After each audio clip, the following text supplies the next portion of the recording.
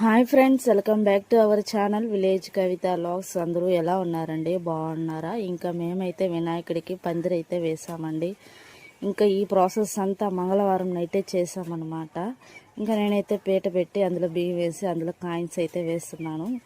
ఇంకా అందులోనే పసుపు కుంకుమ ఇవన్నీ అయితే వేస్తున్నానండి. ఇంకా ముందుగా గెరికినైతే పెట్టానమాట. పసుపు వినాయకుని ఫస్ట్ అదే పెట్టాలండి.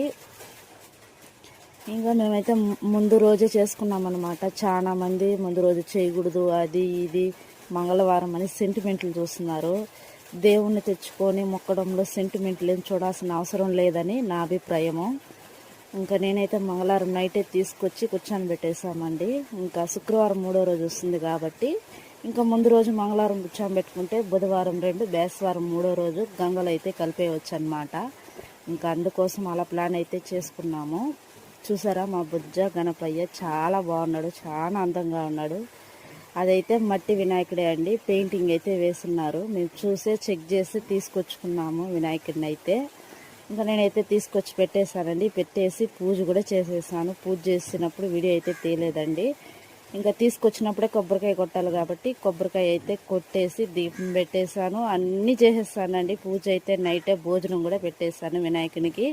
నెక్స్ట్ వీడియోలో అయితే కలుసుకుందాం. Okay, bye.